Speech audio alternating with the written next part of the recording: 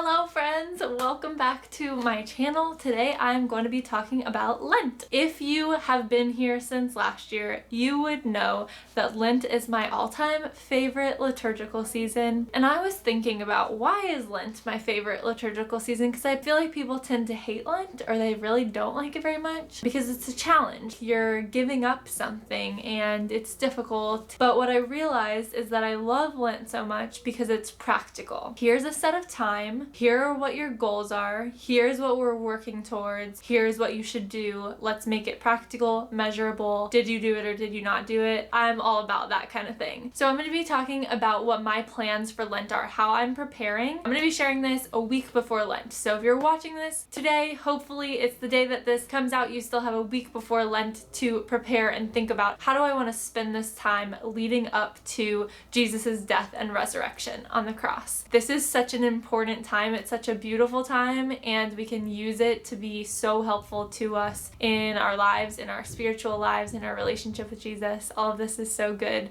So I hope that you will use this time wisely, and I hope that this can maybe give you some ideas on what you can do throughout Lent. So the three pillars of Lent are prayer, fasting, and almsgiving. So I'm going to talk about what I'm doing for each one of those. So I think for a long time people only talked about the fasting part. So what are you giving up? What are you giving up for Lent? People give up chocolate, people give up social media, and that's important. But then there was a shift last year, I noticed it especially, where everybody started saying, this year I'm not going to give up anything, I'm just going to add something. Instead of taking away something, I'm going to add something. And it seemed like very noble, and everybody was like on board. Oh yeah, it's such a good idea because I'm going to add something good. And that is good. And that's part of Lent. That's the prayer part. That's the almsgiving part. But that doesn't take away from the fasting part. The fasting part is still important. Don't pick one or the other. Prayer, fasting, and almsgiving. We want all three of those to be incorporated in our Lenten journey. Let me share with you what those are for me and what they're going to look like for me during this upcoming Lenten season. So first, let's talk about fasting. So fasting is giving up something, not something that you hate. Don't give up something that you don't even like. There's no point to that.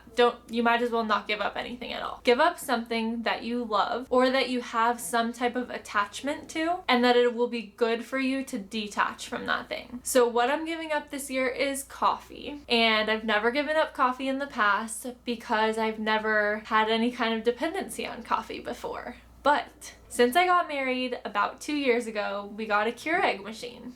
And since we have the Keurig machine, and it's always fully stocked, then I drink coffee every morning. I really, truly don't think that I'm dependent on the caffeine. I think that I could go fine without caffeine. What I'm addicted to in it is the sugar, because I really drink a cup of sugar with the coffee flavor, if that makes sense. I put so much International Delight French vanilla coffee creamer in my coffee. I'm dependent on the sugar. I wake up to go get that. I don't want that to be the reason why I get out of bed in the morning. And I want to develop healthier habits, and I won't do it just for myself, but I will do it for Jesus. And I will do it for the intention of prayer. So I'm going to give up coffee so that, number one, I'm choosing healthier habits. I'm choosing water in the morning instead of coffee and sugar. But number two, that every morning when I think, oh, I'm gonna go grab a cup of coffee, and then I'm like, no, I'm not, because I gave that up for this season. I'm gonna think, I'm giving this up to you, Jesus. I'm giving this up for the intention of your glory. I'm giving this up so that I turn to you more often instead of turning to this thing.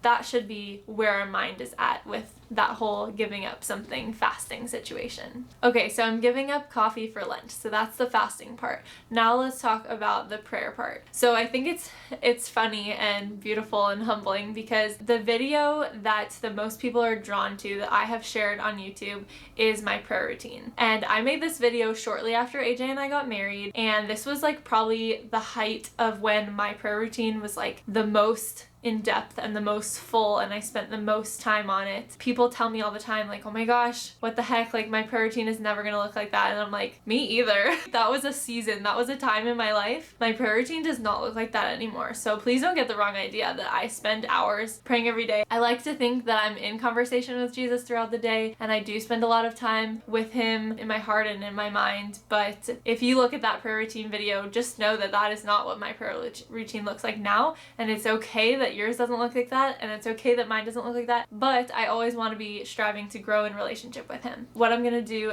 to up my prayer life during Lent is a couple of things. The first thing that I'm going to be doing is going through this Here To devotional by Blessed Is She. Blessed Is She put together this really beautiful devotional called Here To. There's a daily reflection, story, gospel reading, and place for reflection. It's super beautiful. They have this reflection, and then it'll have a question, and then there's 2 full pages for you to write in and just share your heart with Jesus and spend some time reading his word, reflecting on it through the stories that women have written. Here's a story, and then there's a question for you to just sit and spend some time reflecting on yourself. So I'm really excited. This is how I'm going to start my day. So no coffee, but I'm going to wake up, grab a big cup of water, sit down, and open my Here To devotional. So a few other things that I'm adding in. One is soul core. So soul core I've talked about before. It's a really beautiful practice of praying the rosary while exercising and meditating on the mysteries of the rosary. So I'm going to be leading weekly classes. So we're going to meet every Thursday at one of the Catholic churches that's hosting us, which is so beautiful. And we're going to practice soul core together. So we're going to be praying through the rosary once a week. I would say I usually pray the rosary at least once a week in general, but I wanted to be really intentional about it and make sure that it's happening and it's not just whenever I feel like it or whenever it happens to be convenient for me. It's something that's set into my schedule. So every Thursday, 6 p.m., I'm going to be praying through the rosary with a group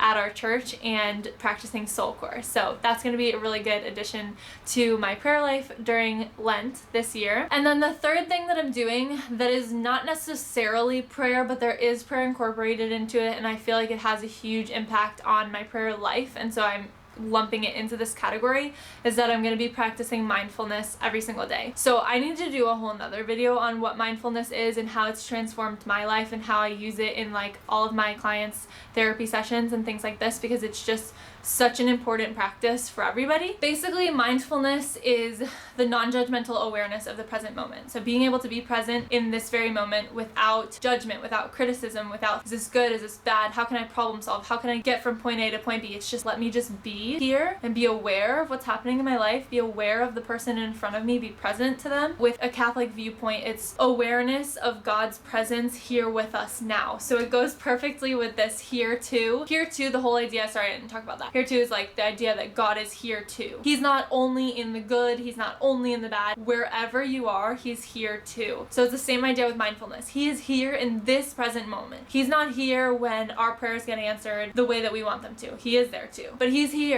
He's right here with us in this moment. Mindfulness goes perfectly with this. One thing I'm going to be doing, I'm going to be leading a group here locally in my office through a mindfulness journey through Lent is kind of what I've been calling it. Like, we're going to meet every Wednesday starting on Ash Wednesday. I'm going to talk about what is mindfulness and how can we grow deeper into mindfulness. We're going to be reading through the Mindful Catholic book together, and we're going to be practicing mindfulness every single day. For me, that's going to be important and meaningful because I'm going to spend time in my day every single day throughout Lent intentionally practicing mindfulness. So if this is something that you're interested in learning about, I'll put in the description box below all the links to everything that I'm saying. So I'll put the link to the Here To devotional, the link to the book that I just mentioned, The Mindful Catholic. It's by Dr. Gregory Botero. He is such a great psychologist and rooted in the Catholic faith, and it's so beautiful. And then I'll also put a link to the Mindful Catholic 8-week course. So if you're not here local in South Florida, but you're wanting to do the course, Dr. Botero has this 8-week course online that you can sign up for, and you can do it along with us. So you can start on Ash Wednesday and go along with us. 8 weeks, so you'll finish a little bit after Lent ends, after Easter. It's such a beautiful journey to incorporate throughout Lent. So if you're interested in that, all the information will be down below if you want to incorporate that in your own journey. Giving up coffee, I'm adding for prayer soul core once a week to pray the rosary and to exercise with a group, being prayerful, growing in mind, body, spirit together, daily mindfulness exercises and grouply mindfulness group meetings, and then daily Here To devotional reflections. And then the third part is almsgiving. And so for almsgiving, one thing that is just like loosely in my mind that I want to do, my husband and I just recently got trained to be volunteers at a local homeless shelter and soup kitchen. So I do want to go there a few times and just be present to the people and serve them physically, like giving of our time and of ourselves, but we are actually moving apartments the end of March. And so something that I want to be aware of is as we're packing up to move, I want to only pack the things that we use and that we care about. And if there are things that we don't use at all, or that we've used them well enough and now we can pass them on to someone else, I want to make sure to pack up at least a few boxes that we can donate also. We'll bring them to that same homeless shelter that I just mentioned. They have a lot of residents living there at the center. We have more than enough, and we can take some time to go through all that we have and make sure to give away some of that. That's what I'm going to be doing for Almsgiving, is giving of our time in volunteering and then giving of our material goods to someone that can use it more than we need it.